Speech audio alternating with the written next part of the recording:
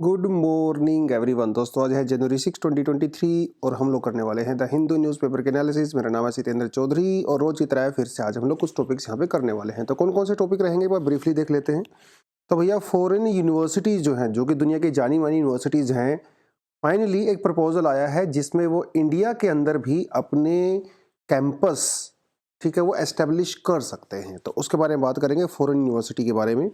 उसके अलावा Indian elephants को लेके भी यहाँ पे एक छोटी सी न्यूज़ है, उसके बारे में बात करेंगे। जीएस पेपर 3 में या फिर प्रीलिम्स में आप एनवायरमेंट इकोलॉजी वाले पर्सपेक्टिव से इस टॉपिक को कर सकते हो।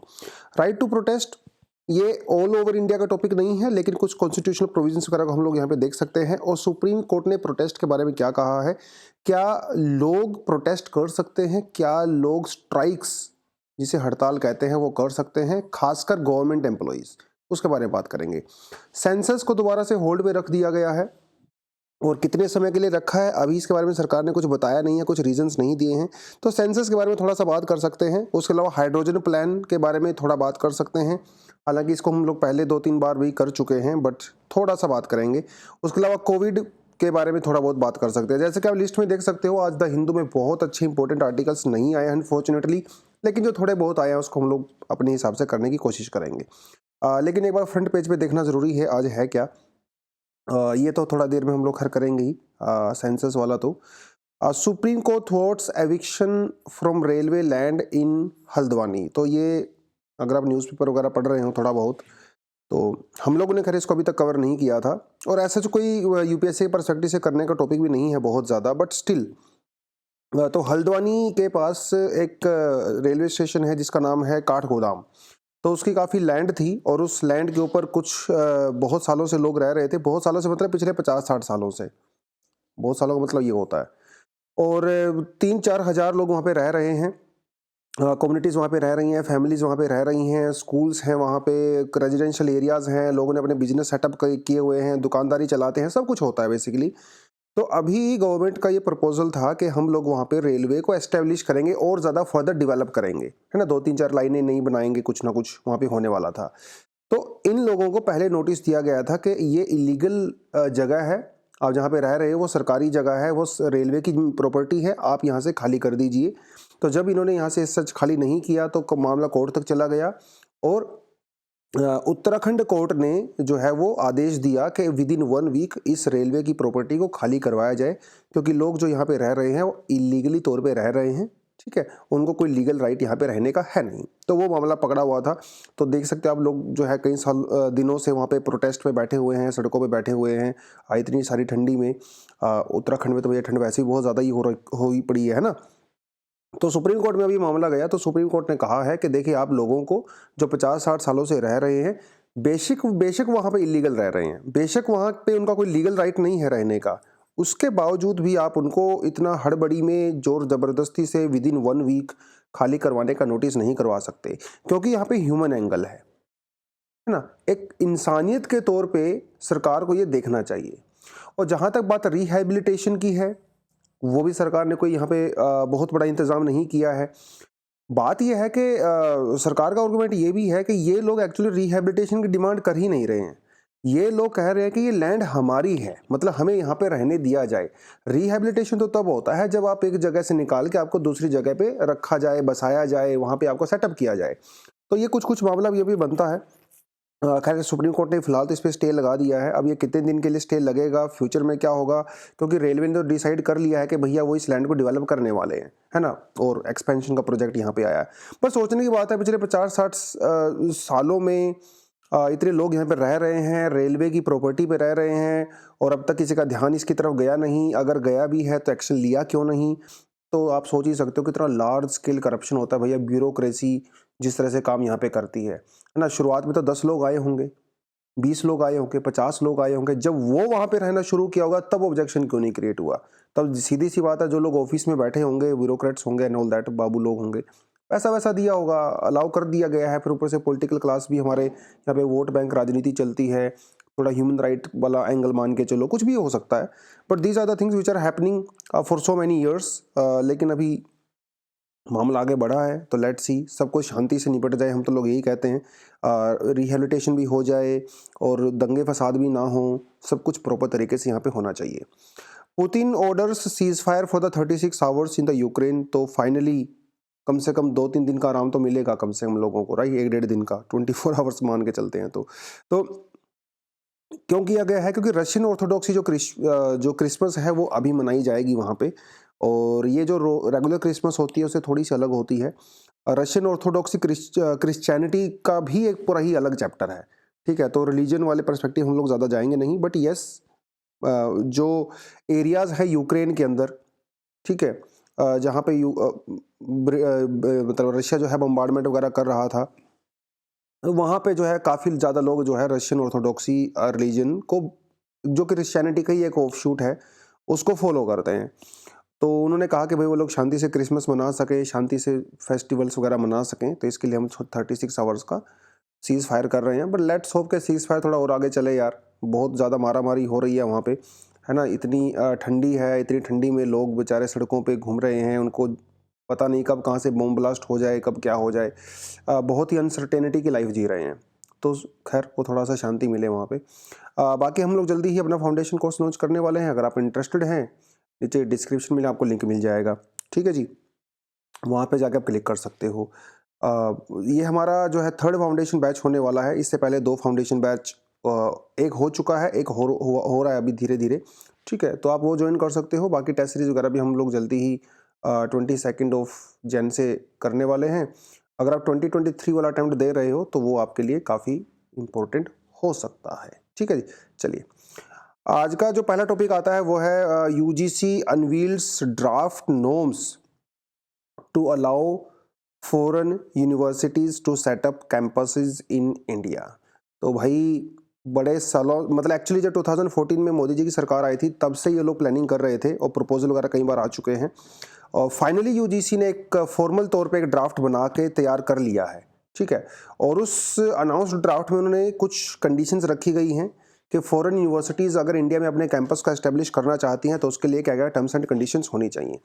देखिए, पहली बात तो ये कि कोई भी ऐरी गैरी यूनिवर्सिटी इंडिया में कैंपस सेटअप नहीं कर सकती, और वो हम लोग चाहते भी नहीं हैं। ऑलरेडी इंडिया में हमारी इतनी अच्छी जानी मानी यूनिवर्सिटीज़ हैं भाई, और फालतू यूनिवर्सिटीज़ को लगा क्या करेंगे? नहीं। जो खास यूनिवर्सिटीज़ हैं, जो कि दुनिया के टॉप 500 ग्लोबल रैंकिंग के अंदर आती हैं, उन यूनिवर्सिटीज़ को अलाउ किया जाएगा इंडिया में अपने कैंपस को एस्टेब्लिश करने के लिए। पहली बात तो ये। तो जो इंडिया के स्टूडेंट जो चाहते हैं भैया विदेशी यूनिवर्सिटीज़ में पढ़ा जाए, अब उनको विदेशी यूनिवर्सिटी में पढ़ने के लिए विदेश में जाने की रिक्वायरमेंट नहीं है, क्योंकि उनके कैंपस इंडिया में ऑलरेडी एस्टेब्लिश अभी हो चुके होंगे। तो ये जो यूनिवर्सिटीज़ होंगी, इनका अपना एक एडमिशन प्रोसेस होगा, इनका एक अपना फीस स्ट्रक्चर होगा, इनको पूरी तरह से ऑटोनॉमी दिया जाएगा, ठीक है? लेकिन वो ऐसा नहीं है फीस स्ट्रक्चर के भैया वो करोड़ों रुपए रखेंगे, वो प्रॉपर एक रीजनेबल फीस होनी चाहिए, ट्रांसपेरेंट फीस होनी चाहिए। जो फैकल्टी वगैरह रिक्रूट की जाएंगी यूनिवर्सिटीज़ के द्वारा, उनके लिए भी इनके अपने ही इंडिपेंडेंट रूल होंगे। स्टाफ वगैरह जो लोग इंडिया से या अब्रोड से रिक्रूट करेंगे, अपॉइंट करेंगे, उसकी भी जो है पूरी ट्रांसपेरेंसी वगैरह होनी चाहिए। तो ऑटोनॉमी इनको पूरी तरह से दिया जाएगा, अपना सिलेबस वगैरह अपने हिसाब से डिसाइड करेंगे एंड ऑल दैट, वो सारी चीज़ें होंगी। बात यह है कि ये जो जितने भी कोर्सेज वगैरह होंगे सब ऑफलाइन होंगे, ठीक है? ऑनलाइन नहीं हो सकते, ना ही वो डिस्टेंस से हो सकते हैं। आपको रेगुलरली ही क्लासेस में जाना पड़ेगा। एक और बात यहाँ पे आपको बताता चलूँ कि इन यूनिवर्सिटी से जो डिग्री आपको मिलेगी, अगर आप यहाँ से कोर्स करते हो, तो वो डिग्री उसी इक्विवेलेंट होगी, उसी के बराबर होगी जो डिग्री ये कंट्री अपनी होम कंट्री में अपने स्टूडेंट्स को देते हैं। मान लो अमेरिका की कोई यूनिवर्सिटी है, आपको भी वही डिग्री मिलेगी जो एक अमेरिकन स्टूडेंट को उस यूनिवर्सिटी में मिलेगी जब वो अमेरिका वाले कैंपस में पढ़ाई करता है, राइट? तो इससे बहुत सारे अवेन्यूज़ यहाँ पे ओपन हो जाएंगे हमारे इंडियन स्टूडेंट्स को लेके। पहली बात, आपको विदेशों में पढ़ने नहीं जाना पड़ेगा, तो आपका बहुत पैसा बचेगा। वीज़ा फीस, वहाँ पे रहने का खर्चा भी अब करोड़ों रुपए होता है, ठीक है? वो आपका बचेगा, डिग्री आपको उतनी ही बराबर मिलेगी। अब इंटरनेशनल जो कंपनीज होती हैं जो उन यूनिवर्सिटीज़ की डिग्री को प्रेफर करती हैं, तो डेफिनेटली अभी हमारे इंडियन स्टूडेंट के पास भी होंगी, ठीक है? तो आप बहुत अच्छी अच्छी कंपनीज में रिक्रूट हो सकते हो, जॉब अपॉर्चुनिटीज़ यहाँ पे ओपन होंगी। उसके अलावा जब विदेशी यूनिवर्सिटीज़ इंडिया में आएंगी, तो इंडियन यूनिवर्सिटीज़ भी उनसे बहुत कुछ सीख सकती हैं, जो कि बेस्ट प्रैक्टिसेस है दुनिया की, है ना? उनका क्या सिलेबस रहता है, किस तरह से वो पढ़ाते हैं, रिसर्च किस तरह से करते हैं, ऑल दैट। तो इनोवेशन बढ़ेगा, हमारी लोकल यूनिवर्सिटी के साथ कंपटीशन बढ़ेगा, कंपटीशन बढ़ता है तो इनोवेशन होता है, राइट। तो एक बहुत ही हेल्दी एनवायरनमेंट यहाँ पे जो है देखने को मिलने वाला है।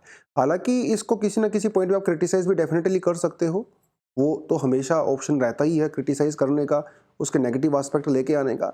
बट ठीक है, एक बार लेके आते हैं, देखते हैं क्या होगा क्या नहीं होगा। फिलहाल तो ये सिर्फ एक ड्राफ्ट प्रपोजल टाइप का ही है, अभी कंक्रीट तो इसमें कुछ बना नहीं है, कुछ बनेगा तो देखेंगे आगे।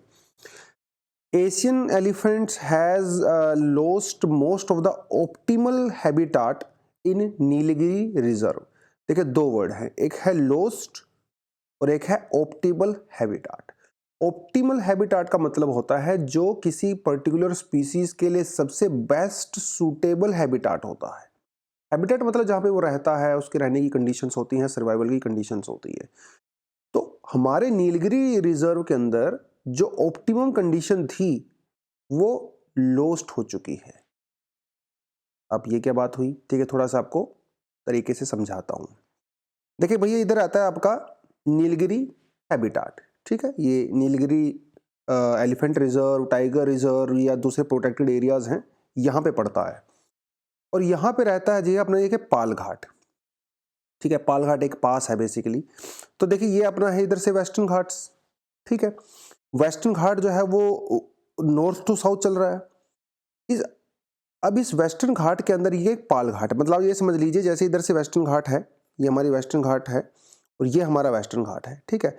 इस वेस्टर्न घाट के बीच में ये छोटा सा गैप है, इसे कहते हैं पाल घाट, ठीक है। ये पाल घाट जो है वो 40 किलोमीटर के लगभग वाइड हो सकता है, ठीक है, और 13 से 40 किलोमीटर बेसिकली वाइड होता है। तो इसमें से क्या होता है, हमारे एलिफेंट्स पार कर सकते हैं। ये बेसिकली एलिफेंट कॉरिडोर है, बहुत इंपॉर्टेंट, क्योंकि ये बाकी सारा एरिया तो माउंटेनियस एरिया है, ये तो माउंटेन्स हैं, बड़ी बड़ी हिल्स हैं, तो इसको तो पार करना एलिफेंट के लिए काफ़ी डिफिकल्ट होता है। लेकिन जो बीच का घाट वाला एरिया होता है ये एकदम प्लेन होता है, समतल होता है, बेसिकली फ्लैट होता है, ग्रास लैंड्स होती हैं, तो हमारे एलिफेंट इसको पार कर सकते हैं। तो नॉर्थ साइड से जो एलिफेंट आते हैं और जो साउथ साउथ से एलिफेंट आते हैं, दोनों ही इस जगह को यूज करते हैं एज अ कॉरिडोर, जिसकी वजह से नॉर्थ में रहने वाले और साउथ में रहने वाले एलिफेंट्स आपस में इंटरब्रीडिंग करते हैं। इंटरब्रीडिंग करने से उनकी डाइवर्सिटी मेंटेन रहती है, और जब डाइवर्सिटी मेंटेन रहती है तो सर्वाइवल के चांसेस काफी ज्यादा बढ़ जाते हैं। ये तो है पूरे का पूरा एंगल। आप ये समझ लीजिए, आर्टिकल ये कहता है कि पाल घाट के अंदर लोगों ने क्या कर लिया, इसको पूरे को एग्रीकल्चर पर्पस के लिए यूज कर लिया। यहाँ पे गांव बना दिए, सिटीज बना दिए, कस्बे टाउन बना दिए, इंडस्ट्रीज बना दी, एग्रीकल्चर एरिया के लिए यूज कर लिया। तो भैया जो एलिफेंट थे नॉर्थ वाले वो साउथ में नहीं आ पा रहे हैं, साउथ वाले नॉर्थ में नहीं जा पा रहे हैं, जिसकी वजह से उनके बीच में जो इंटरब्रीडिंग हो गई थी वो स्टॉप हो गई है। तो जो जीन पूल्स था एलिफेंट्स का, ये जो डाइवर्सिटी थी, जेनेटिक डाइवर्सिटी, वो एलिफेंट की कम होती चली जा रही है, जिसकी वजह से उनके एक्सटिंक्शन का खतरा भी यहाँ पे बन गया है, सर्वाइवल के चांसेस कम हो गए हैं, ठीक है। तो ये कहता है पूरे का पूरा आर्टिकल, क्योंकि देखिए बीच में क्रॉप वगैरह कर दिया, आपने ह्यूमन सेटलमेंट वगैरह कर दिया, जो चीज़ मैंने आपको बेसिकली यहाँ पे लिखी हुई है वो सब मैंने आपको अपने हिसाब से बता दी है, ठीक है। तो वेस्टर्न घाट के अंदर थाल घाट, भोर घाट और पाल घाट, ये तीन इंपॉर्टेंट घाट हैं जो आपको पता होना चाहिए। हिमालयाज के अंदर जो घाट हैं वो ऑलरेडी हमें बहुत अच्छे से पता होंगे। आप मुझे कमेंट सेक्शन में ये बताइए कि थाल घाट जो है वो कौन कौन सी दो इंपॉर्टेंट सिटीज को ज्वाइन करता है, भोर घाट कौन कौन सी दो इंपॉर्टेंट सिटीज को ज्वाइन कर देता है, और पाल घाट कौन कौन सी दो इंपॉर्टेंट सिटीज को ज्वाइन करवाता है, ठीक है। देखिए वेस्टर्न घाट वैसे तो एक वाटर डिवाइड होता है, वेस्टर्न डिवाइड एक कॉन्टिन्यूस माउंटेन चेन है, ठीक है, और ये वाटर डिवाइड होता है। वाटर डिवाइड का मतलब ये होता है कि कोई भी रिवर इसको क्रॉस नहीं कर सकती। हिमालय वाटर डिवाइड नहीं है, ठीक है, अरावली वाटर डिवाइड है, विंध्या सतपुड़ा वाटर डिवाइड है, वेस्टर्न घाट वाटर डिवाइड है। इंडिया में 3 वाटर डिवाइड है मेजर, लेकिन इनको क्रॉस करने के लिए यहाँ पे कुछ घाट बने हुए हैं, कुछ पासिस बने हुए हैं। अब इसमें से रिवर तो नहीं निकलती, लेकिन इसके अंदर जो है आप ह्यूमन जो है यहाँ पे रोड्स वगैरह बना सकते हैं आराम से पार करने के लिए। तो इनके बीच में जो सड़कें वगैरह बनी हुई हैं, वहाँ से आप जैसे थार घाट का बता दें, जैसे जैसे यहाँ पे मुंबई है और नासिक है, मुंबई नासिक को ज्वाइन करवाता आपस में। अब भोर घाट का और पाल घाट का मुझे बता दीजिए कमेंट सेक्शन में, ठीक है। अगर एलिफेंट की बात करें तो एशियन एलिफेंट को बेसिकली 3 कैटेगरी में डिवाइड किया जा सकता है। इंडियन, सुमात्रन और श्रीलंकन। जिनमें से इंडियन जो एलिफेंट होता है वो साइज में सबसे बड़ा होता है, ठीक है, तीनों में से। अफ्रीकन एलिफेंट वो एशियन एलिफेंट से ज़्यादा बड़ा होता है, लेकिन एशियन एलिफेंट के अंदर इंडियन एलिफेंट सबसे बड़ा होता है, ठीक है। और एशियन एलिफेंट जो है लगभग 13 कंट्रीज़ के अंदर जो है पाया जाता है। इंडिया, पाकिस्तान, बांग्लादेश, नेपाल, श्रीलंका, ठीक है, म्यांमार, इस तरह की 13 कंट्रीज़ के अंदर मिलता है, जिसे 13 रेंज कंट्री कहते हैं, साउथ और साउथ ईस्ट एशिया के अंदर, ठीक है। एग्जाम में यहाँ से सवाल आते हैं। जो एलिफेंट्स का जेस्टेशन पीरियड होता है, यानी कि प्रेगनेंसी पीरियड होता है, वो होता है 680 डेज, मतलब 12 मंथ्स, लगभग 2 साल तक का प्रेगनेंसी पीरियड होता है। उसके अलावा female between the age of 14 and 45 में गिव बर्थ, ठीक है, उस टाइम में वो जन्म दे सकते हैं। IUCN की अगर स्टेटस की बात करें तो IUCN की रेड लिस्ट के अंदर इसको एंडेंजर्ड कैटेगरी में रखा गया है। इंडिया के शेड्यूल 1 में रखा गया है वाइल्ड लाइफ प्रोटेक्शन एक्ट। भैया ये तो हमारा हेरिटेज एनिमल भी है ऑफ कोर्स, तो गजराज को तो हम इसमें रखेंगे ही। उसके अलावा साइट्स अपेंडिक्स 1 के अंदर रखा गया, मतलब इसको हाईली प्रोटेक्शन प्रोवाइड है। 2020 में ऑलरेडी यहाँ से क्वेश्चन पूछा जा चुका है एलिफेंट वाले सेक्शन से, आप क्लियरली देख सकते हो। With reference to the Indian elephants consider the following statements. The leader of the elephant group is a female. Yes, ऊपर मैंने बताया भी हुआ है कि जो लार्जेस्ट और जो ओल्डेस्ट फीमेल एलिफेंट होती है वो अपने ग्रुप की लीडर होती है, उसे मैट्रियार्क कहते हैं। यानी कि जो एलिफेंट सोसाइटी होती है वो मैट्रियार्कल सोसाइटी होती है, पैट्रियार्कल सोसाइटी नहीं होती है, ठीक है। Maximum gestation period can be 22 months. Elephant can normally go on calving till the age of 40 years only. Calving मतलब बच्चे पैदा कर सकती है वो 40 ईयर्स ओनली तक।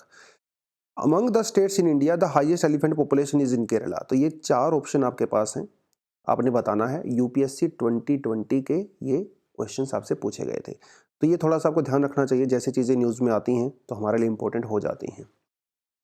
चलिए बच्चों, the constitution protection for the staff taking part in strike. Strike मतलब हड़ताल, ठीक है। ये केरला का मामला है बेसिकली। केरला में मार्च के महीने में 2 बार स्ट्राइक की गई थी सरकारी कर्मचारियों के द्वारा, गवर्नमेंट एम्प्लॉइज के द्वारा स्ट्राइक किया गया था। बट हमारे पास जो सर्विस रूल्स होते हैं, सर्विस रूल अलग अलग स्टेट्स के होते हैं, ठीक है। जो केरला के सर्विस रूल्स हैं और जो सर्विस ऑफ कंडक्ट रूल्स हैं और हमारा जो कॉन्स्टिट्यूशन है, ये तीनों ही हड़ताल करने यानी कि स्ट्राइक करने के जो अधिकार है उसके ऊपर रिस्ट्रिक्शंस लगाते हैं, ठीक है। देखिए, राइट टू यूनियन या फिर राइट टू मेक कोऑपरेटिव्स वो आपका फंडामेंटल राइट है, कोई दिक्कत नहीं। आप कोऑपरेटिव्स बनाइए, आप यूनियंस बनाइए, वो आपका फंडामेंटल राइट है। लेकिन स्ट्राइक करना आपका फंडामेंटल राइट नहीं है भैया, ठीक है। अगर खासकर आप गवर्नमेंट एम्प्लॉई हो या पैरामिलिट्री फोर्सेस से आते हो या फिर आप और डिफेंस फोर्सेस से आते हो, तो स्ट्राइक करना is not your fundamental right. अब ये नहीं कह सकते भैया मेरा अधिकार है, मैं तो डेमोक्रेसी में रहता हूँ एंड ऑल दैट, नो। क्योंकि ऑलरेडी जैसे ही आप सरकारी नौकरी के अंदर जाते हो तो बहुत सारे रूल्स एंड रेगुलेशंस आपके ऊपर लग जाते हैं। आपके सर्विस रूल्स हो गए, कंडक्ट रूल हो गए, और ये फंडामेंटल राइट के अंदर जो एक्सेप्शंस होती हैं। तो केरला की सरकार ने क्या किया, कई सारे एम्प्लॉइज़ के अगेंस्ट में एक्शन लिया था, उनकी सैलरी वगैरह रोक दिया गया था, कई लोगों को सस्पेंड कर दिया गया था क्योंकि उन्होंने हड़ताल के अंदर पार्टिसिपेट किया था। तो वो लोग हाई कोर्ट के अंदर चले गए। हाई कोर्ट ने कह दिया है कि भैया right to strike is not a fundamental right. तो सरकार ने आपके खिलाफ जो एक्शन लिया है वो बिल्कुल सही लिया है। सुप्रीम कोर्ट ने टाइम टू टाइम कई बार कह दिया है। सुप्रीम कोर्ट ने Delhi police versus union of India act के केस हुआ था 1986 के अंदर, जिसके अंदर कहा था कि भैया restrictions to form associations by the member of the non gazetted police officer. Yes, आपके ऊपर रिस्ट्रिक्शंस लगाई जा सकती हैं। While the right to freedom of association is a fundamental right. आप एसोसिएशन बना सकते हो, यूनियन बना सकते हो, कोऑपरेटिव्स बना सकते हो। Recognition of such association is not a fundamental right. ठीक है, आप बनाइए, उसकी recognition is not a fundamental right. बनाना आपका फंडामेंटल राइट है, ठीक है। दोनों चीजों में थोड़ा सा फर्क होता है। Parliament can by law regulate the working of such associations by imposing conditions and restrictions on their functions the court held. ये भी सुप्रीम कोर्ट ने कहा है कि इस तरह की कोई भी एसोसिएशंस होती हैं उनकी वर्किंग वगैरह पे, उनकी कंडीशंस के ऊपर सरकार कानून बना के रिस्ट्रिक्शंस लगा सकती है। टीके Rangarajan versus government of Tamil Nadu 2003 का केस है। सुप्रीम कोर्ट ने फिर से यह कहा था that employees have no fundamental right to resort to the strike. अपनी बात मनवाने के लिए आप काम धंधा बंद नहीं कर सकते, आप सरकारी दफ्तर में ताला नहीं लगा सकते, आप ये नहीं कह सकते जब तक मेरी डिमांड पूरी नहीं होगी मैं काम पे नहीं आऊँगा। अगर आप गवर्नमेंट एम्प्लॉई हो तो भाई this is not your fundamental right. सरकारी नौकरी में आते ही टर्म्स एंड कंडीशंस आपको फुलफिल करनी पड़ती हैं। ठीक है, चलिए। Decennial census put off till September to freeze boundaries. ठीक है, देखिए क्या कहता है ये पूरा मामला। पूरा मामला ये कहता है, देखो भाई, जब सेंसस होता है ना देश के अंदर, तो सेंसस के दौरान जितनी भी वो 10-11 महीने की प्रोसेस होती है, उस 10-11 महीने के अंदर अंदर देश के अंदर कोई भी बाउंड्री चेंज नहीं हो सकती। ना वो स्टेट बाउंड्री चेंज हो सकती, डिस्ट्रिक्ट बाउंड्री चेंज हो सकती, तालुक बाउंड्री चेंज हो सकती है। तो सरकार ने क्या किया, सरकार ने अभी सितंबर के महीने तक सेंसस को होल्ड पे रख दिया है और सरकार और गवर्नमेंट और अलग अलग स्टेट गवर्नमेंट को इन्फॉर्म कर दिया है कि कोई भी स्टेट गवर्नमेंट अभी बाउंड्रीज वगैरह को चेंज नहीं करेगी टिल जून 30, क्योंकि उसके बाद सेंसस की प्रोसेस स्टार्ट हो सकती है। अभी तक सरकार ने कोई कारण नहीं बताया है कि एक्चुअली क्या होगा कि नहीं होगा। हो सकता है वो सितंबर के आगे भी सरकार उसको एक्सटेंड कर दे, क्योंकि 2024 में वैसे भी इलेक्शंस आने वाले हैं और एक साल भर का समय लगता ही है सेंसस करवाने में। तो वो कैसे होगा नहीं होगा, आई नो इलेक्शन के लिए भी बहुत तामझाम करना पड़ता है एंड ऑल दैट, वो सारी चीज़ें होती हैं। ठीक है, तो एक तो वो होगा। तो सेंसस बेसिकली 2 फेज में होना चाहिए था। एक तो देखो 2020 में यार कोविड आ गया, तो कोविड की वजह से वैसे भी पोस्टपोन हो गया था, लेकिन कोविड अगर नहीं आता तो 2 फेज में सेंसस होने वाला था। पहले सेंसस के अंदर जो है हाउस लिस्टिंग की जाती है। ठीक है, हाउस का सेंसस किया जाता है, नेशनल पॉपुलेशन रजिस्टर के अंदर उनका नाम वगैरह लिखा जाता है, वो रहता है। वो अप्रैल सितंबर 2020 तक होना चाहिए था, बट हो नहीं पाया। सेकंड फेज के अंदर बेसिकली एक्चुअली में पॉपुलेशन जो है वो काउंट की जाती है, जिसके अंदर क्वेश्चंस पूछे जाते हैं जनता से, अलग अलग लेवल पे क्वेश्चंस पूछे जाते हैं। तो इसको तो फिलहाल रख दिया है होल्ड पे। और भैया पोपोजिशन वाले तो ऑफ कोर्स क्रिटिसाइज कर ही रहे हैं सरकार को, बट एनीवेज वो बात की बात है। तो कौन कंडक्ट करवाता है सेंसस? हमें एग्जाम के परस्पेक्टिव से चीज़ें पता होनी चाहिए, पॉलिटिक्स में हम लोग ज़्यादा नहीं जाते हैं usually. The responsibility of conducting the decennial census rest with the office of the registrar general and the census commissioner India under ministry of home affairs. एक तो ये आपको पता होना चाहिए, प्रीलिम्स के परस्पेक्टिव से 110% आपसे यहाँ से क्वेश्चन पूछेगा। हमारे देश में सेंसस की क्या हिस्ट्री रही है वो भी आपको पता होना चाहिए। देखिए, एक तो ये 10 साल का फेयर होता है भाई, मतलब 10 साल में एक बार सेंसस करवाया जाता है। और ये सिर्फ इंडिया में नहीं, पूरी दुनिया में ही 10 साल का प्रोसीजर रहता है लगभग मोस्टली कंट्रीज के अंदर। अगर हम लोग ऑफिशियल तौर पे और लार्ज स्केल पे सेंसस की बात करें तो इंडिया में 1872 में पहली बार सेंसस की शुरुआत एक्चुअली में हुई थी। ठीक है, 1871 के अंदर वो किया गया था, 1872 के अंदर पूरा डेटा वगैरह जो है वो रिलीज किया गया था under British viceroy Lord in modern era. ठीक है, लेकिन इससे पहले कुछ कुछ सिटीज के अंदर सेंसस शुरुआत हो चुकी थी। जैसे इलाहाबाद के अंदर सबसे पहले, जैसे प्रयागराज लिख सकते हो आप यहाँ पे, 1824 में प्रयागराज में शुरुआत हुई थी। ठीक है, उसके बाद 1827-28 के अंदर बनारस के अंदर सेंसस करवाया गया था। फिर 1830 में हेनरी वोल्टर के द्वारा ढाका, जिसे उस टाइम ढाका कहते थे, अभी बांग्लादेश के अंदर है, वहाँ पे सेंसस करवाया गया। ठीक है, फिर कई छोटी छोटी सिटीज़ में, चेन्नई वगैरह में इधर उधर भी हुआ है सेंसस, ऐसी बात नहीं है। फाइनली 1965 में डिसाइड किया गया गवर्नमेंट ऑफ इंडिया के द्वारा कि हम लोग पूरे इंडिया में सेंसस करवाएंगे कंट्री वाइज। और फिर फाइनली 1871 में शुरुआत उस चीज़ों की हुई और 1872 के अंदर जो है वो सेंसस करवाया गया। इस सेंसस के अंदर 17 क्वेश्चंस पूछे गए थे, नाम, एज, रिलीजन, कास्ट, नेशनैलिटी, वो सब कुछ करके। ठीक है, पूछे गए थे। मेल्स वर ऑल्सो आस्क्ड, जो मर्द थे, मेल थे, पुरुष, उनसे उनकी ऑक्यूपेशन के बारे में भी सवाल पूछे गए थे। फीमेल से ये क्वेश्चंस नहीं पूछा गया था। ठीक है, तब से लेके प्रैक्टिस ये कंटिन्यूसली चली आ रही है। 1841 में लास्ट टाइम ब्रिटिश इंडिया के अंदर सेंसस करवाया गया था, क्योंकि 47 में तो हमें इंडिपेंडेंस ही मिल गई थी। ठीक है, आफ्टर इंडिपेंडेंस एक भोर कमेटी बनाई गई थी, भोर कमेटी, उसकी रिकमेंडेशन पे गवर्नमेंट ने registrar general of vital and the population statistics को अपॉइंट किया और तब से लेके जो है इनके अंडर में ही वो सारा सब काम होते हैं। 1951 में फिर वॉर कमेटी की रिकमेंडेशन पे ही हम लोगों ने सेंसस एक्ट बनवाया। 48 के अंदर बेसिकली इफेक्टिव हुआ था और उस सेंसस के उस एक्ट के अंदर में 51 में पहली बार सेंसस करवाया गया था। तो national register of citizens of India was prepared after this census, जो कि आसाम के अंदर जो है एनआरसी हुआ था, है ना। तो इस सेंसस के बाद इसकी शुरुआत हुई थी एनआरसी की। अभी तक इंडिया में सिर्फ आसाम के अंदर ही एनआरसी हुआ है, बाकी देश में नहीं हुआ है। उस समय देश की 18% पॉपुलेशन जो है वो लिटरेट थी, मतलब साक्षरता दर या लिटरेसी रेट समझ लीजिए हमारे देश की सिर्फ 18% थी, और लाइफ एक्सपेक्टेंसी वाज ओनली 32%। अभी करंटली लाइफ एक्सपेक्टेंसी कितनी है, नीचे कमेंट सेक्शन में बताइए मुझे।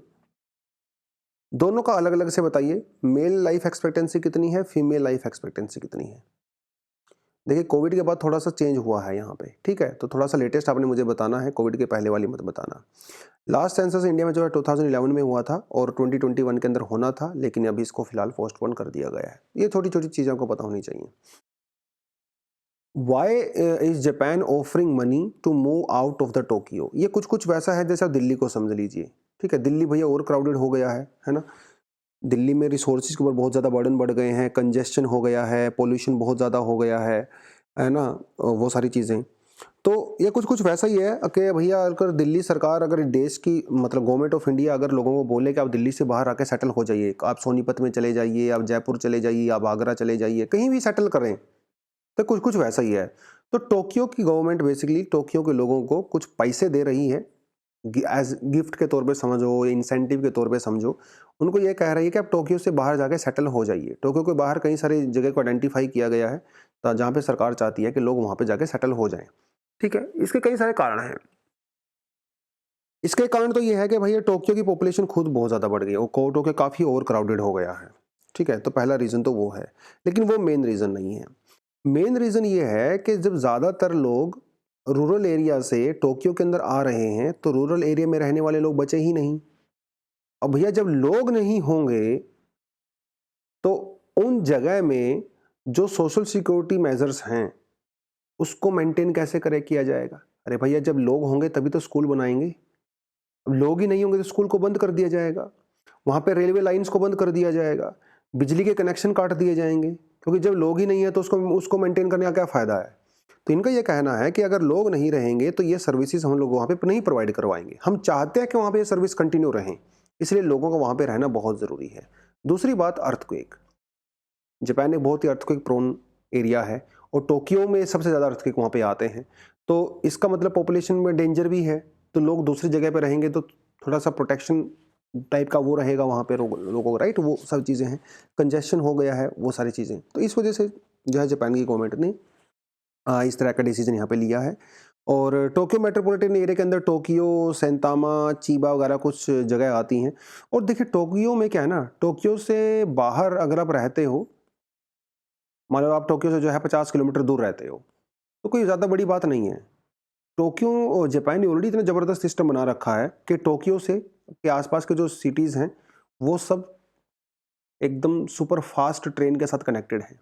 तो अगर आप 50-100 किलोमीटर तक रहते हो ना, कोई बड़ी बात नहीं है, आप 10 मिनट के अंदर पहुंच जाओगे भैया टोक्यो में।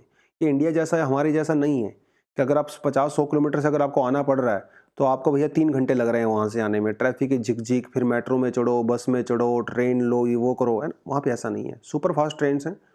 मतलब आप ये समझ लीजिए अगर आपको जयपुर से अगर दिल्ली में आना है, जयपुर से दिल्ली लगभग 400 किलोमीटर पड़ता है, ठीक है। वहाँ पे अगर आपको आना है तो वहाँ की ट्रेन ही भाई 250 किलोमीटर पर आवर की स्पीड से चल रही हैं, 250-300 किलोमीटर पर आवर की स्पीड से चल रही हैं, तो घंटे डेढ़ में आप पहुँच जाते हो आराम से। तो आप जयपुर से दिल्ली में बेसिकली क्या कर सकते हो, डेली अप डाउन कर सकते हो काम करने के लिए। और ये तो मैंने 400 किलोमीटर बताया, 100 आप समझ लिए 50-100 किलोमीटर तो आप 10-15 मिनट में ही पहुँच जाओगे, ठीक है। तो ये चीज़ें होती हैं, तो वो ऑलरेडी उन्होंने सिस्टम बना रखा है। लेट्स सी आगे क्या होगा। हम इसका कैसे यूज़ कर सकते हैं, जैसे अगर रीजनल प्लानिंग के बारे में कोई क्वेश्चन अगर आपके पास आ जाता है, या फिर रूरल अर्बन या अर्बन रूरल माइग्रेशन के बारे में कोई क्वेश्चन आ जाते हैं एग्जाम में, तो डेफिनेटली वो जापान वाला आप एग्जाम्पल दे सकते हो साथ में मेंशन करने के लिए, ठीक है। चलिए, India's plan to develop green hydrogen, ये टॉपिक हम लोग कई बार कर चुके हैं तो ज़्यादा डिटेल में जाऊँगा नहीं, बट थोड़ा सा कंटेंट आपके लिए बनाया था, हैंड रिटन है तो आपको ज़्यादा शायद अच्छा लगेगा। ग्रीन हाइड्रोजन का देखिए, हाइड्रोजन कई तरह का होता है, ये ग्रीन हाइड्रोजन का होता है। ये हाइड्रोजन तो एक ही होता है, ठीक है। ये ग्रीन, ब्लैक, ब्राउन, येलो, अलग पर्पल, ये जो हाइड्रोजन के का कलर अलग नहीं है भाई। ये हाइड्रोजन को प्रोड्यूस करने की जो प्रोसेस होती है उसके बेसिस पे कलर दिया जाता है। देखिए, हाइड्रोजन निकलती है वाटर से, H2 से, H2O, तो इसमें H अलग कर दिया जाता है, O अलग कर दिया जाता है। ये अलग करने की जो प्रोसेस होती है इसे बोलते हैं इलेक्ट्रोलिसिस। इलेक्ट्रोलिसिस, इलेक्ट्रोलिसिस के लिए चाहिए आपको बिजली, पावर। इस पावर के ऊपर डिपेंड करता है कि वो हाइड्रोजन ग्रीन होगी, पर्पल होगी, ब्लैक होगी, येलो होगी, ग्रे होगी। अगर ये पावर क्लीन एनर्जी से आई है, जैसे सोलर या विंड से आई है, तो इस एनर्जी हाइड्रोजन को बोलते हैं ग्रीन हाइड्रोजन। मतलब सोच के देखिए, अगर आप हाइड्रोजन प्रोड्यूस कर ही रहे हो तो ग्रीन हाइड्रोजन करोगे ना भाई, आप ब्लैक हाइड्रोजन क्यों करोगे? क्योंकि हमारा पूरा पर्पस ही क्लाइमेट चेंज को रोकना है ना। तो ग्रीन हाइड्रोजन के ऊपर फोकस है, बट ग्रीन हाइड्रोजन प्रोड्यूस करना आसान नहीं है। मैंने आपको कल भी बताया था, बहुत महंगा है। 2020 के हिसाब से देखें तो 3 से मतलब $3.5 से $5.5 पर केजी लग जाता है आपको प्रोड्यूस करने में, which is a very expensive. इसलिए दुनिया भर में इसको यूज़ भी नहीं किया जाता बहुत ज़्यादा। बट एनीवेज, हमारे पास है नेशनल ग्रीन हाइड्रोजन मिशन, जो क्या कहता है, इससे कुछ टारगेट्स आप देख सकते हो। इसका टारगेट है कि भैया हमें 5 मिलियन मीट्रिक टन हर साल ग्रीन हाइड्रोजन प्रोड्यूस करनी है। इसमें हम लोग इंडिया को नेट हाइड्रोजन एक्सपोर्टर भी बना सकते हैं। 2030 तक 8 ट्रिलियन रुपीस, ये डॉलर नहीं है, रुपीस है, इन्वेस्टमेंट करने का टारगेट है। 6 लाख नई जॉब्स क्रिएट करने का टारगेट है अपना। 2030 तक 50 मिलियन मीट्रिक टन CO2 को रिड्यूस करने का टारगेट है। इससे क्या होगा, इंपोर्ट के ऊपर हमारी डिपेंडेंसी कम होगी, हमारा करंट अकाउंट डेफिसिट भी कम होगा, और हमारे जो लोकल मैन्युफैक्चरिंग टेक्नोलॉजी है वो हम लोग डेवलप कर सकते हैं। तो ये ग्रीन हाइड्रोजन मिशन है बेसिकली 2 चीज़ों के ऊपर फोकस करता है। पहला फोकस है कि भैया जो मैन्युफैक्चरिंग इलेक्ट्रोलाइजर्स हैं उनको फंड करना है, क्योंकि इनको खुद प्रोड्यूस करना बहुत महंगा होता है। तो सरकार ने अभी 19,000 करोड़ तक का इंसेंटिव की स्कीम निकाली है, ताकि नई नई जो हमारी मैन्युफैक्चरिंग यूनिट्स हैं उनको प्रमोट किया जा सके। दूसरा, सप्लाई एंड यूजर्स सेक्टर। भाई खाली हाइड्रोजन प्रोड्यूस करोगे उससे काम थोड़ी ना चलेगा, हाइड्रोजन को यूज करने वाले भी तो होने चाहिए, है ना। तो उनको भी प्रमोट करना है ताकि हाइड्रोजन की डिमांड बढ़े। But there are many challenges. कौन कौन से चैलेंजेस हैं भैया? Lack of technology. जो फिलहाल टेक्नोलॉजी हमारे पास है वो काफ़ी महंगी टेक्नोलॉजी है, हमें चाहिए सस्ते वाले टेक्नोलॉजी, सस्ती और टिकाऊ, ठीक है। लैक ऑफ मैन पावर, क्योंकि टेक्नोलॉजी बहुत नई वाली टेक्नोलॉजी है, तो बहुत ज़्यादा एडवांस मैन पावर भी हमारे पास अनफॉर्चुनेटली यहाँ पे है नहीं। प्रॉब्लम ऑफ ट्रांसमिशन, खाली हाइड्रोजन प्रोड्यूस करना काफ़ी नहीं है, हाइड्रोजन को एक जगह से दूसरी जगह पे ट्रांसफर करना, ट्रांसमिशन करना, वो भी बहुत इंपॉर्टेंट होता है। उसकी स्टोरेज बहुत इंपॉर्टेंस होती है, उसके अंदर लीकेज की प्रॉब्लम बहुत ज़्यादा होती है, और वो इनफ्लेमेबल भी होता है ना। तो पाइप्स वगैरह के थ्रू, टैंकर्स के थ्रू स्टोरेज कैपेसिटी वगैरह बढ़ाना, सप्लाई चेन को प्रॉपर मेंटेन करना, ये बहुत बड़ा चैलेंज है हाइड्रोजन में। हाइड्रोजन प्रोड्यूस आप कर भी लोगे, लेकिन उसकी लीकेज को रोकना बहुत मुश्किल हो जाता है, ठीक है। तो ये कुछ कुछ चैलेंजेस हैं। ग्लोबल कंपटीशन, तो कई डेवलप्ड कंट्रीज हैं वो भी डेवलप करने की कोशिश कर रही है। तो भाई सीधी सी बात है, अगर मान लो कल को जर्मनी प्रोड्यूस करना शुरू कर दे, तो जर्मनी के पास टेक्नोलॉजी हमसे बेटर है, जर्मनी के पास पैसा हमसे ज़्यादा है, उनके पास ऑलरेडी मैन पावर भी है, स्किल्ड मैन पावर इंडिया के कंपैरिजन में, तो वो तो हमसे आगे निकल जाएंगे। तो ग्लोबल कंपटीशन को भी थोड़ा देखना है, ये भी काफ़ी बड़ा चैलेंज है। और ओवरऑल इंफ्रास्ट्रक्चर तो खैर हमारे यहाँ पे इतना खास है नहीं। Lack of demand for the industry also. अब ये समझ लीजिए कि भाई अभी हमारी जो इंडस्ट्री है उसके अंदर जो इंस्ट्रूमेंट्स हैं या वो जो ऑलरेडी बना हुआ है सिस्टम, वो हाइड्रोजन के लिए तो नहीं बना हुआ। अगर हाइड्रोजन का यूज़ करेंगे तो उनके अंदर चेंजेस करने पड़ेंगे। आप अचानक से अपनी गाड़ी को हाइड्रोजन गाड़ी में थोड़ी ना चेंज कर सकते हो, है ना। तो आपको पूरा सिस्टम चेंज करना पड़ेगा। तो वो जो चेंजेस हैं उनके लिए तो पहले से पैसा चाहिए, फंड चाहिए, और सबसे बड़ी बात तो मोटिवेशन चाहिए। तो ये जो इंडस्ट्री पिछले 50-60 सालों से जिस टेक्नोलॉजी के ऊपर काम कर रही है, अचानक से तो उसको चेंज करेंगे नहीं। तो there needs to be lot of motivation, lots of technology transfer, ठीक है, वो सब करना पड़ेगा आपको। तो वो सब तो चैलेंजेस हमारे यहाँ पे हैं, बट लेट्स होप कि शुरुआत हम लोगों ने कर दी है, धीरे धीरे जो है वो चीज़ें बेटर हो जाएंगी, ऐसा मुझे लगता है। और सरकार का तो सीधा कहना है भाई हम लोग इंडिया को एक हाइड्रोजन हब के रूप में देखना चाहते हैं आने वाले कुछ सालों में, 40-50 सालों में। ठीक है, तो ये कल वाले क्वेश्चंस थे जो मैंने आपका एमसीक्यूज दिया था। तो पहले वाले क्वेश्चन का आंसर हो जाता है ऑल ऑफ द अबव, आप यहाँ पे क्लियरली देख सकते हो। दूसरे का आंसर हो जाता है केपीओ, नॉलेज प्रोसेस आउटसोर्सिंग। तो ये स्टॉक मार्केट से रिलेटेड नहीं है, बाकी एनएससी, आईपीओ, एनएवी वगैरह ये हमारे स्टॉक मार्केट से रिलेटेड होते हैं। केपीओ का थोड़ा आपका देखिए, केपीओ बीपीओ जो है वो इस तरह से काम करते हैं। जैसे मान लो जैसे आप ये मान के चलो, केपीओ का एग्जांपल आपको दूं, जैसे मान लो अमेरिका में कोई हॉस्पिटल है भाई, ठीक है, और उस हॉस्पिटल के अंदर वो एक्सरे करते हैं, ठीक है, या रेडियोलॉजी करते हैं। तो क्योंकि उनके पास स्टाफ नहीं है, तो वो लोग क्या करते हैं, इंडिया में किसी हॉस्पिटल के साथ या किसी फर्म के साथ कोलैबोरेशन कर लेते हैं, और यहाँ की फर्म जो है उनके एक्सरेज को रीड करती है, उनकी रिपोर्ट तैयार करती है, ठीक है, उस रिपोर्ट को वापस उस हॉस्पिटल में भेज देती है। तो ये एक एग्जाम्पल हो सकता है केपीओ का। और भी एग्जाम्पल होते हैं, but anyways this is one of the example also. तो केपीओ जो है वो स्टॉक मार्केट से रिलेटेड यहाँ पे नहीं है। उसके अलावा फ्री फ्लोट कैपिटलाइजेशन, ये तो कल मैंने आपको बताया ही था, जिसके बेसिस पे हम लोग निफ्टी और सेंसेक्स कैलकुलेट करती हैं अपनी वैल्यूज़ को, ठीक है, वो हम लोगों ने कल किया था। ये था आज का थोड़ा सा। बाकी should India be alarmed by the Chinese Covid surge. Surge मतलब इंक्रीज होना, से उसकी संख्या में इंक्रीज होना, बेसिकली उसकी बात कर रहा है। तो कोविड की संख्या भैया केस बहुत ज़्यादा बढ़ रहे हैं चाइना के अंदर, तो क्या इंडिया को उसके लिए कंसर्न होना चाहिए कि नहीं होना चाहिए, उसके बारे में आर्टिकल बात करता है। तो देखिए, चाइना के अंदर जो है जीरो कोविड पॉलिसी उन्होंने बनाई हुई थी अभी तक, जिसका नुकसान उनको उठाना पड़ा है। जीरो कोविड पॉलिसी के साथ साथ चाइना में वैक्सीनेशन का जो रेट था वो भी काफ़ी कम था, ठीक है, जिसकी वजह से चाइना में केसेस तो नहीं आ रहे थे, लेकिन जैसे ही उन्होंने अपनी इस पॉलिसी को रिमूव किया, जीरो कोविड को, केस बहुत ज़्यादा बढ़ गए हैं। क्या इंडिया के ऊपर इसका इम्पैक्ट हो सकता है, वो ये बात कर रहे हैं। इनका कहना है कि इंडिया में सिचुएशन काफ़ी अलग है। एक तो इंडिया में वैक्सीनेशन कवरेज बहुत अच्छा है एज कम्पेयर टू चाइना, ठीक है, खासकर एल्डरली जो लोग हैं, बुजुर्ग लोग हैं, उनके अंदर वैक्सीनेशन का रेट काफ़ी इंप्रूव्ड है इंडिया में। तो क्योंकि जो यंग लोग हैं, देखो, उनको तो नेचुरल इम्यूनिटी भी काफ़ी बेटर होती है as compared to old people. लेकिन ओल्ड लोगों को यहाँ पे हमारे यहाँ पे बूस्टर डोज भी दी जा चुकी है। हाँ, हालांकि कुछ अभी बचे हुए हैं, बूस्टर डोज और ज़्यादा मिलनी चाहिए, जो कि सरकार अभी कोशिश और करेगी डेफिनेटली। बट चाइना के कंपैरिजन में हमारे यहाँ पे काफ़ी ज़्यादा बेनिफिट है, ठीक है। देखिए कि इनका ये कहना है कि 2-3 चीज़ें डिसाइड करती हैं किसी भी वायरस के केसेस को बढ़ाने के लिए। पहली बात तो वो जो खुद वायरस है, उसके अंदर कितने चेंजेस हो रहे हैं।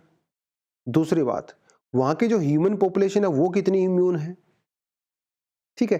तीसरी बात, जो वहाँ का एनवायरनमेंट है वो उस वायरस को कितना हेल्प करता है ट्रांसमिशन करने में।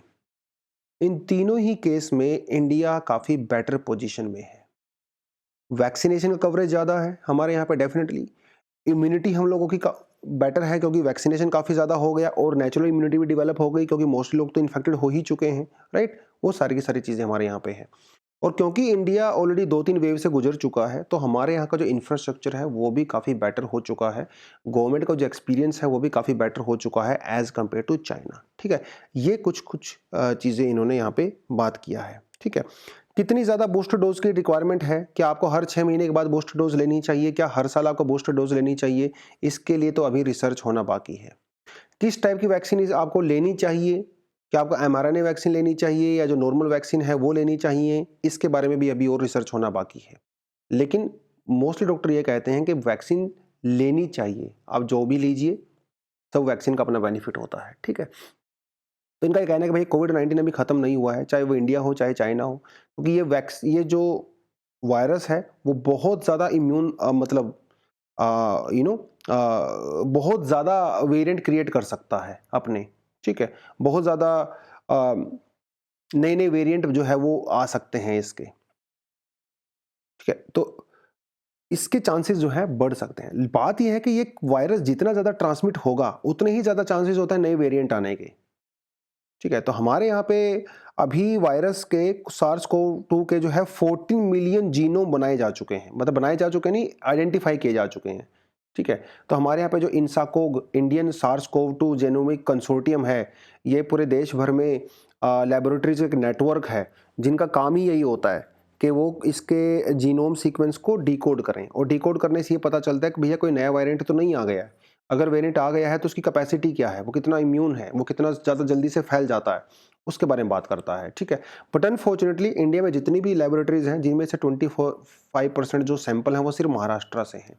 बाकी स्टेट में उतना काम नहीं हो रहा है जितना महाराष्ट्र में हो रहा है। तो ये कुछ-कुछ कंसर्न्स हैं जो थोड़ा ध्यान में रखने चाहिए। बट एनीवेज़ बट वो सबका एक कंक्लूजन फाइनल यही निकलता है कि चाइना की कंपैरिजन में इंडिया काफ़ी ज़्यादा सेफ है। अभी तक तो फिलहाल चीज़ें यही नज़र आती हैं, और इंडिया की गवर्नमेंट ने ऑलरेडी कई सारे स्टेप लिए जा चुके हैं अभी इस चीज़ को लेके। लेट्स होप कि आगे क्या होगा। तो दोस्तों आज के लिए इतना ही था। Thank you very much, all the best and जय हिंद।